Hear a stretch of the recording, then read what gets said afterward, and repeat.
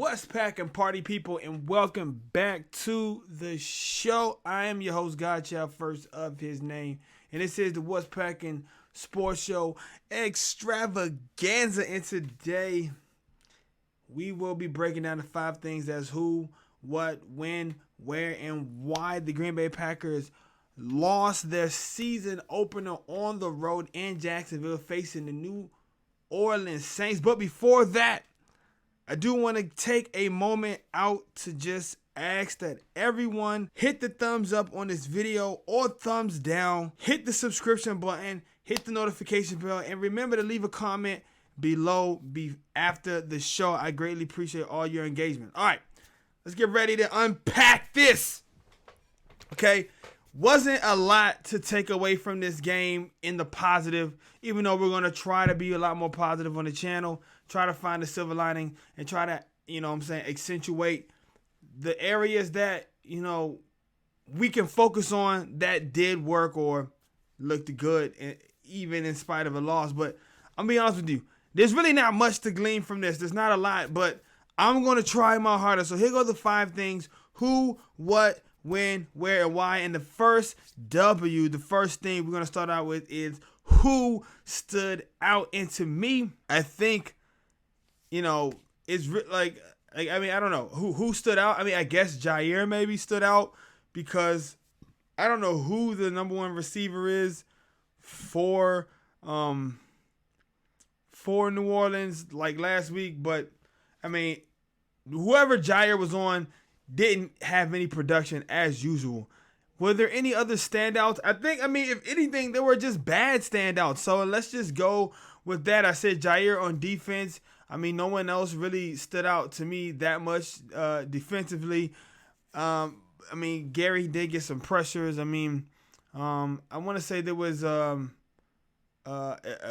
important pass breakup, maybe by like Savage or somebody in there. But really offensively, what stood out or who stood out was the center, Josh Myers, and he just got beat like a drum most of the day. He was kind of off his game. The protections were off. So I think he was the one that really stood out on offense defensively. As usual, Jair did his thing. What was my big takeaway? What was my big takeaway? I think my biggest takeaway was the Packers did not come to play. I don't think there's any excuse for the first game of the season to get blown out like that. Now, a lot of people on Twitter and social media, other platforms, were highlighting that just last year, the Saints blew out the Tampa Bay Buccaneers in the home opener on the road in quite a similar fashion. Actually, I don't even know if it was on the road. I think it was like in Tampa Bay. So they did the same thing to them in quite a similar fashion. And of course, we know Tampa Bay went on to lose to the Saints twice, but they beat them in the playoffs. And then, of course, they went on to win the Super Bowl. So there is a silver lining, and there's something somewhat of a precedent for this. But my biggest takeaway is just that the Packers were not ready to play, man. And I can't really put my finger on it, but there's something about this team under Coach Matt LaFleur who I thought, before coming into this game and this season, I really felt confident with LaFleur as a young head coach. Now, had he let us down in a couple of big spots? Yeah, he had really let us down in a couple of big spots.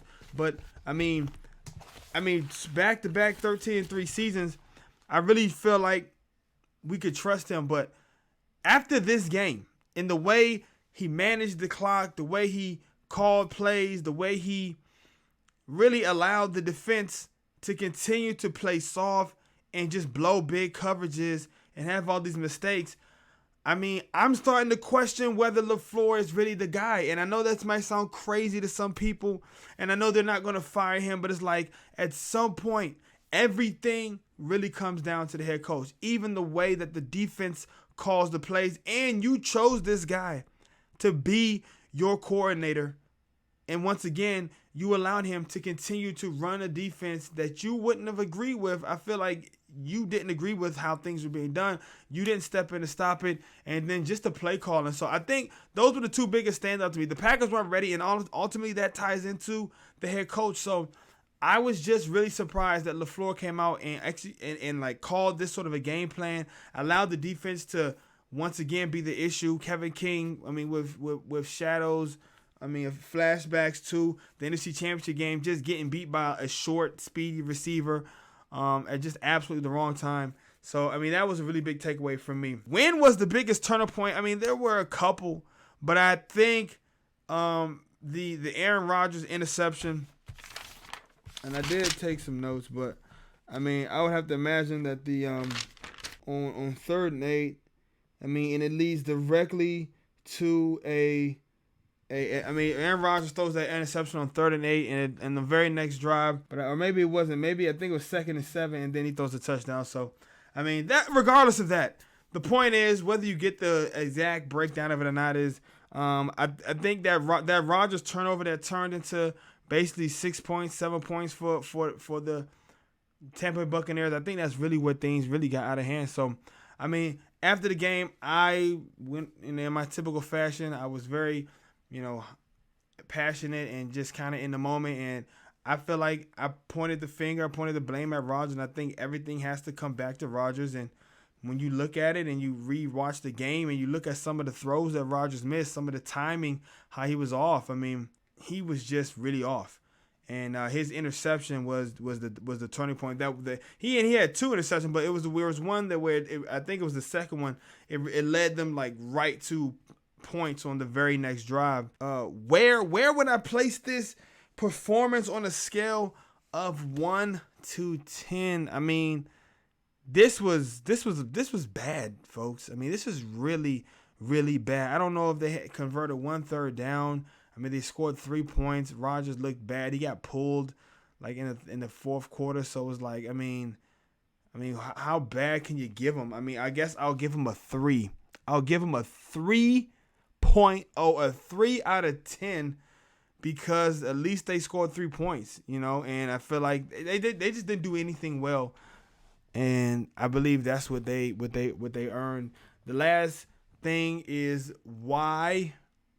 Well, the last W is why I think they lost ultimately. And I kind of said it before. I kind of alluded to this before. I think they lost because Rodgers played like shit. He turned the ball over twice.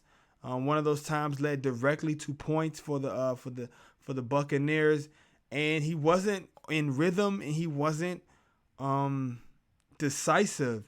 And on top of that, LaFleur and the defense LaFleur allowed a lot of things to happen. I thought his game plan was not a very good one. The Packers don't seem to adjust well, and that's something that plagued them under the McCarthy era. And I'm not sure if that's just Aaron Rodgers or what, but they don't seem to adjust well to when the defense does to them, and they don't seem to, They don't seem flexible, and it's like very rigid, and they just decide what they're going to do, and if it doesn't work, then it doesn't work. And I just think that's not a good way to go about, running your offense. So, I mean, there's a lot of reasons, there's a lot of blame to go around, but ultimately, I do believe that, as it should, I mean, the blame comes back to Aaron Rodgers. I mean, there was, at one point, they were still down by, only 2 scores. I mean, it was 3-17 in the 3rd quarter with about 3 minutes to go. Now, you could say, I mean, that it sounds really bad. It looks bad, but it's really not that bad. I mean, you're down by 2 scores. So, I mean, essentially, your defense gave up 17 points in almost basically full 3 quarters. And I'm going to do a video about, the new standard for defense. But to me, that's not bad. That's really not that bad. It looks so much worse because the offense isn't scoring. The offense isn't helping to bail your defense out. I mean, geez Louise, but at one point they were down 17-3 in the 3rd quarter.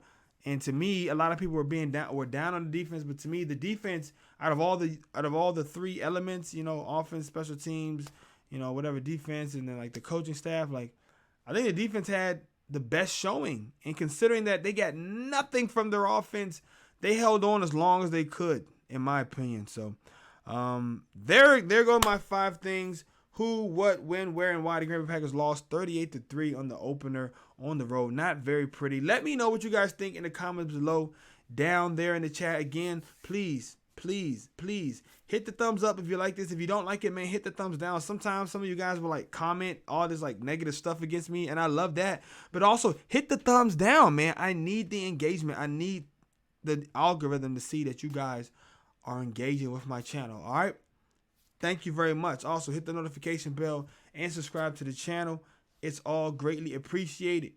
Until the next show, you know what it is. Go Pack, go, and remember the Bears still suck. But unfortunately, like the whole division just sucked in week 1. The Packers, Vikings, Lions, and the Bears. Oh my.